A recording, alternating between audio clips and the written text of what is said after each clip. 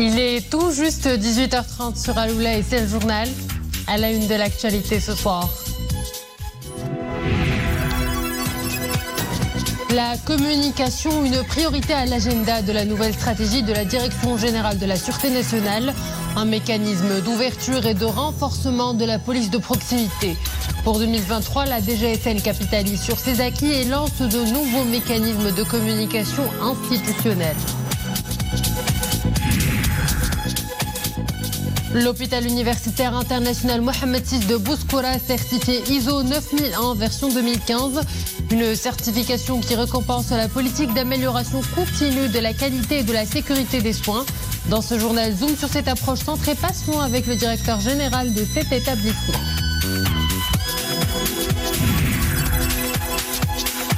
Et enfin, l'échappée belle du journal, ça sera à Dakhla, au milieu des lagons et des dunes, là où convergent plusieurs touristes à la quête d'un moment d'évasion hors du temps en cette période de fin d'année.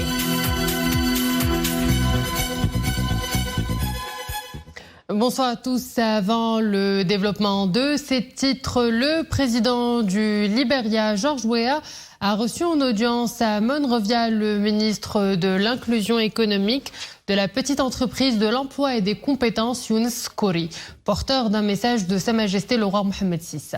À cette occasion, Younes Khoury a souligné l'engagement indéfectible du royaume en faveur de l'amélioration des relations bilatérales entre le Libéria et le Maroc.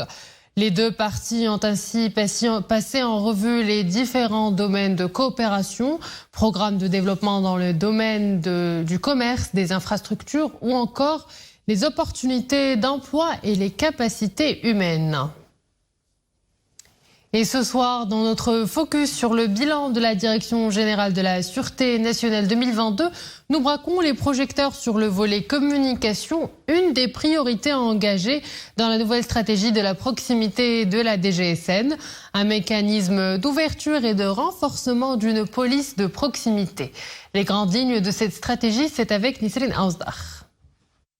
L'année 2022 a été celle de la consolidation des efforts de communication de la DGSN avec la société civile, l'opinion publique et les médias.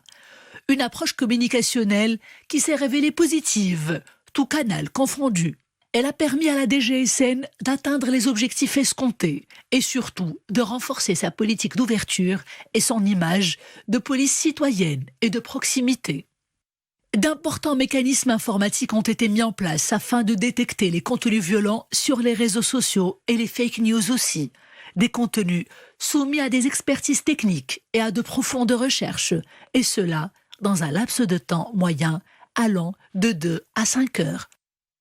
Et en matière d'interaction avec les attentes des citoyens en ce qui concerne les affaires sécuritaires, les services de la DGSN ont publié pendant l'année qui s'achève 277 communiqués, 1420 informations de presse et 92 mises au point.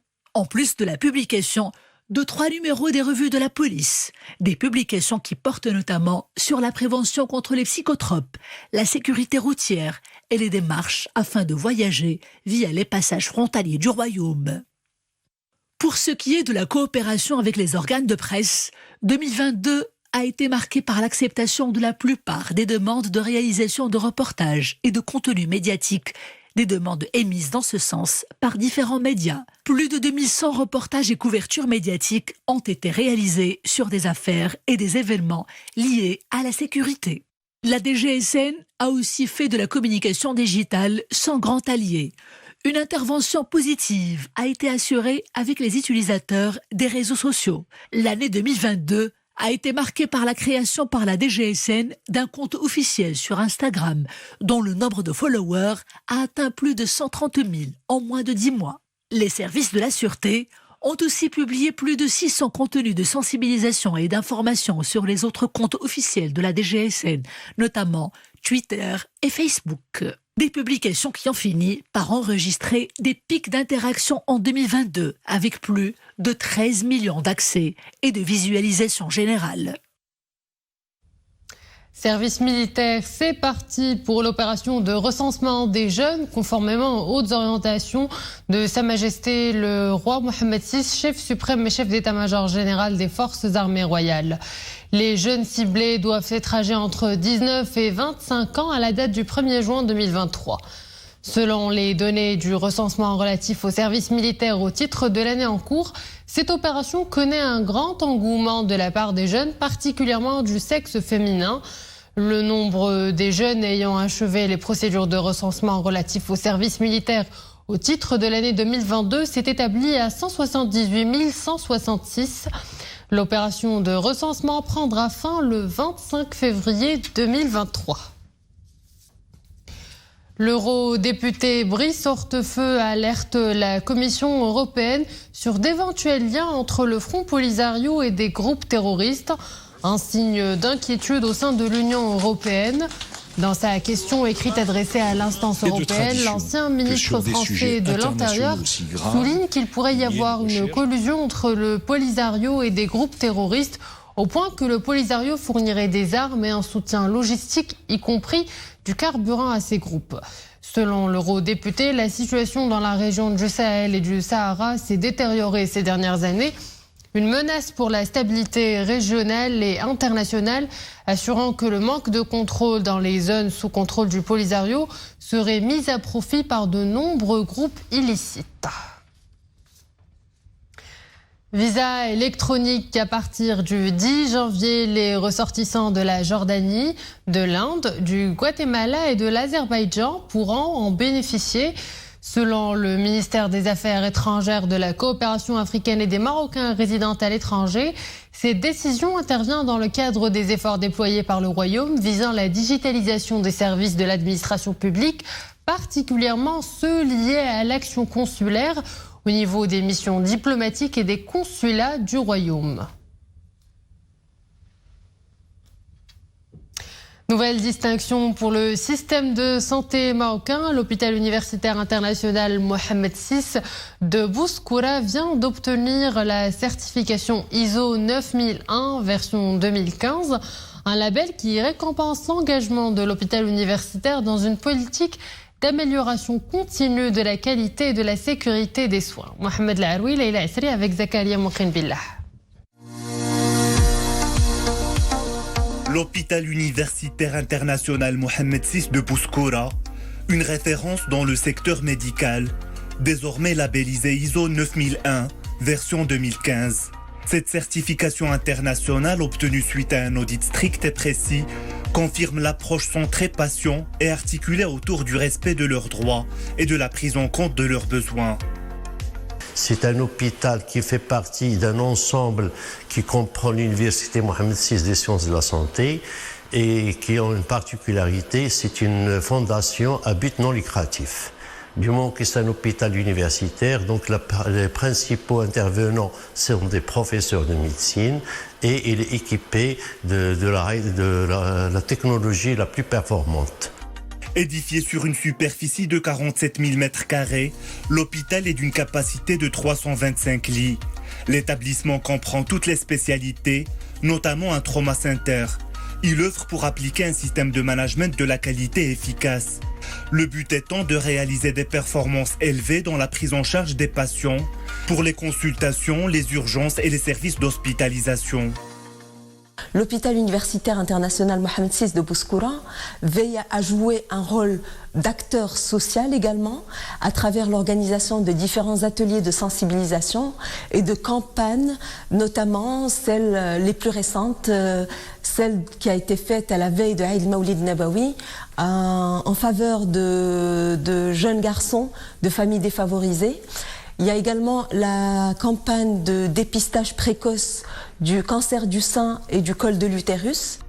Déjà labellisé HQE, l'hôpital universitaire international Mohammed VI est engagé dans l'amélioration continue de la qualité des soins, afin d'assurer une prise en charge optimale des patients, suivant les standards internationaux et dans le respect de l'environnement. Et nous en parlons avec professeur Ahmed Benana, directeur général de l'hôpital universitaire Mohammed VI de Bouskoura, qui nous rejoint en direct. Professeur, bonsoir, merci d'être avec nous. L'hôpital universitaire Mohamed VI de Bouskoura se distingue par une nouvelle certification. Bonsoir. ISO, vous n'en êtes pas à votre première labellisation. Que représente cette nouvelle récompense pour vous?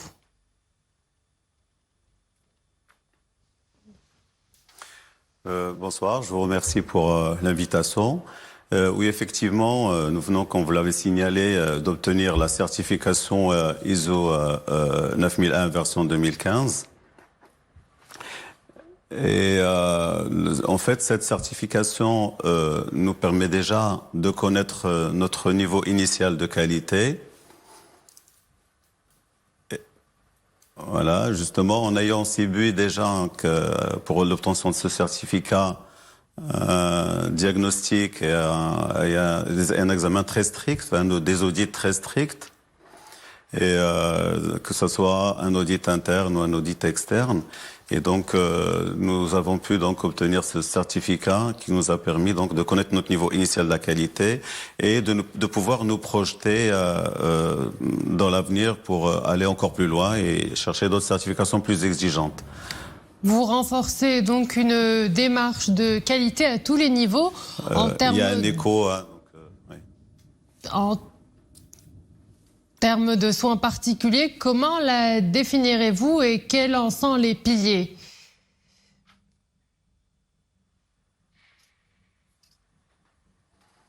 Pardon, je ne vous ai pas entendu. Alors, vous renforcez une démarche de qualité à tous les niveaux en termes de soins, en particulier.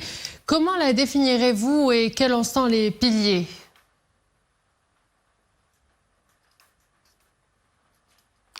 Vous parlez des piliers de cette démarche qualité? C'est justement ça.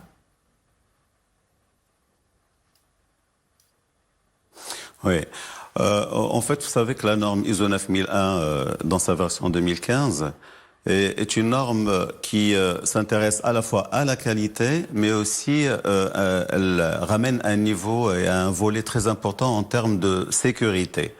Et donc, vous savez qu'aujourd'hui, on peut pas, il ne suffit pas de délivrer une prestation de qualité, mais bien sûr, il faut que ça se passe avec toutes les mesures justement qui permettent de préserver la sécurité de nos patients.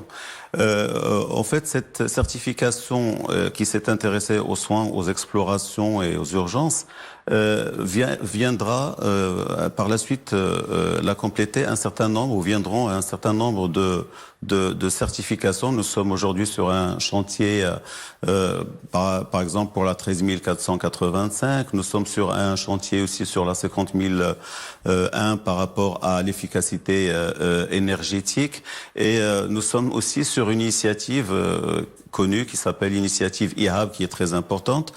C'est l'initiative Hôpital Ami des bébés, par exemple en encourageant tout ce qui est allaitement maternel. En fait, on est sur un grand chantier de mise en conformité et de tests pour prouver justement la qualité et la performance à plusieurs niveaux, pour arriver à mettre en place justement un hôpital qui puisse intégrer la performance, la sécurité et bien sûr les meilleures conditions d'accueil et les meilleures conditions d'environnement. Et professeur, votre établissement s'engage aussi dans un chantier citoyen lancé par Sa Majesté le Roi Mohamed VI.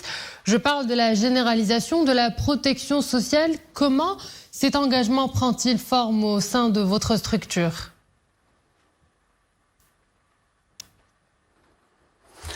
Oui, effectivement, le chantier de la protection sociale en général et la couverture médicale en particulier est un chantier à la fois immense, important et surtout inouï, qui a été lancé par Sa Majesté le Roi Mohamed VI, que Dieu l'assiste, et dans lequel toutes les composantes du pays, quel que soit leur niveau d'action, se sont engagées. Et l'hôpital Mohamed VI universitaire Mohamed VI de Bouskoura s'est aussi engagé s'engager dans cette logique. En répondant à une première exigence qui est donc l'élargissement de l'offre de soins. Et vous l'avez vu dans le reportage, l'hôpital offre quand même une capacité litière de 325 lits.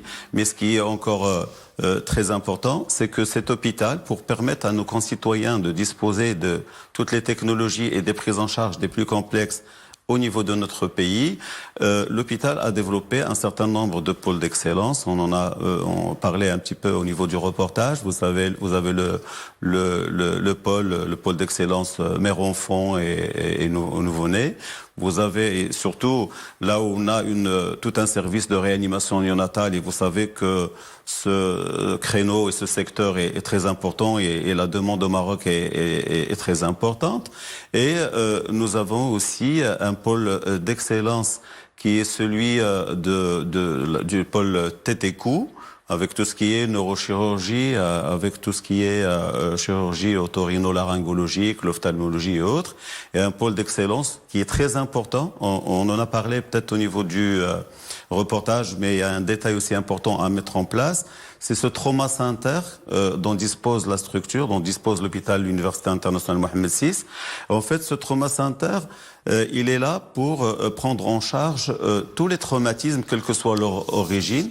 C'est important parce que pour avoir une structure intégrée qui puisse prendre en charge ce genre de traumatisme, c'est vraiment une organisation assez complexe. Et le fait que l'hôpital Bouskoura soit implanté à ce niveau-là, c'est-à-dire au carrefour et auprès des plus grands axes autoroutiers, près de l'aéroport aussi, est un positionnement étudié pour justement offrir cette possibilité de prendre en charge en fait tous les types de traumatismes. Pour élargir encore cette offre, permettez-moi encore d'apporter aussi ce détail qui est très important, c'est que l'hôpital universitaire Mohamed VI a mis en place, et vous allez le voir, on est en phase finale d'accréditation, il a mis en place un centre international pour l'oncohématologie pédiatrique, pour tout ce qui est tout simplement les cancers du sang chez l'enfant. Et Dieu sait que l'offre dans notre pays est assez limitée. Et quand on passe à un certain niveau de complexité, certaines familles se trouvent obligées d'aller vers des pays étrangers pour pouvoir être pris en charge. Alors qu'aujourd'hui, avec ce centre, on pourra prendre toutes ces pathologies du cancer du sang dans les meilleures conditions ici à Bouskoura. Et bien sûr éviter toutes les conséquences et toutes les répercussions financières, les répercussions sociales, etc. quand on a à déplacer une famille vers l'étranger. Donc tout cela, c'est en fait un certain nombre de dispositions, de création de services, de création de prestations nouvelles ou de montée en puissance en termes de technicité pour permettre justement d'offrir tout ce panel. Professeur Ahmed Benana, directeur général de l'hôpital universitaire Mohamed VI de Bouskoura, je vous remercie pour cette contribution. À présent, cette bonne nouvelle pour toutes les personnes qui souffrent de troubles de la thyroïde. Le ministère de la Santé et de la Protection sociale affirme que le médicament du Levothyrox est disponible sur le marché pharmaceutique national. Un stock national de 4 millions de comprimés suffisant pour plusieurs mois.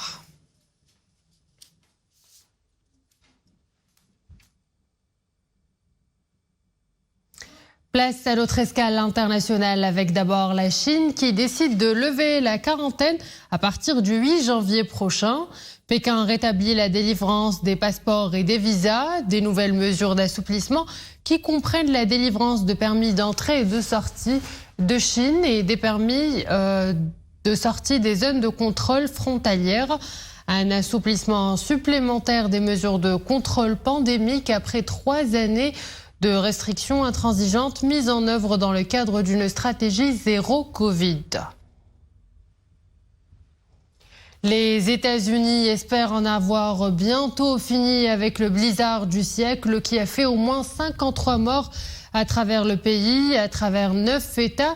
dont 31 dans le seul comté d'Erie qui comprend la ville de Buffalo dans l'État de New York où le président Joe Biden a approuvé l'état d'urgence. Un bilan plus élevé est à craindre selon les autorités à mesure que les secours progressent. Et jetant un coup d'œil sur les couleurs du ciel chez nous, la pluie fait son grand retour dans certaines villes du royaume.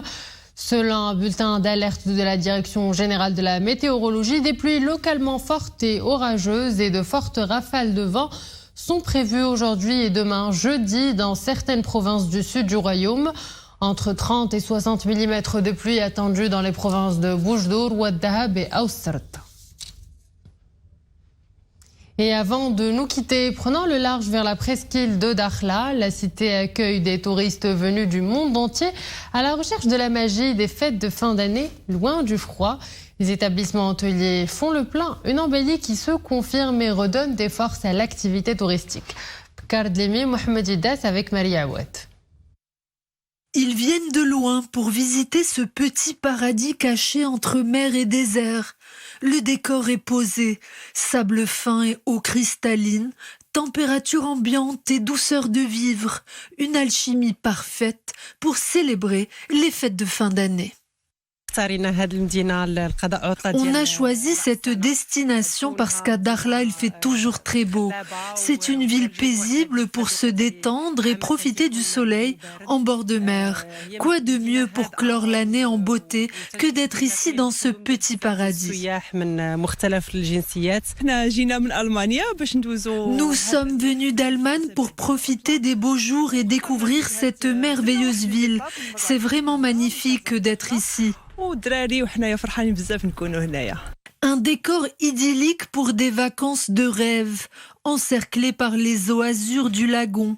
Les établissements hôteliers rivalisent d'ingéniosité. Chalets balnéaires éco-responsables, tentes caïdales et cuisine internationale. Tout est pensé pour réitérer cette expérience inoubliable. C'est une première pour moi et l'hôtel dans lequel je me trouve actuellement, il est plutôt très bien. C'est un petit hôtel, une petite structure, mais il y a tout ce qu'il faut et puis on a quelque chose de magique, c'est la vue qu'on peut avoir sur le lagon. En cette fin d'année bénie, beaucoup de touristes étrangers viennent visiter notre belle région. Nous avons beaucoup de réservations. C'est une belle reprise de notre activité touristique. Tous les moyens ont été mis en œuvre pour satisfaire nos clients afin qu'ils puissent passer de bonnes fêtes de fin d'année. Nous faisons tout notre possible pour rendre leur séjour inoubliable. Comme une échappée belle au milieu des lagons et des dunes, Dakhla est ce petit paradis terrestre tapissé de voiles flottantes dans les airs. Une destination unique pour un moment d'évasion hors du temps. Et voilà, nous arrivons à la fin de cette édition. Merci à vous de l'avoir suivi. Excellente suite des programmes sur Al-Oula.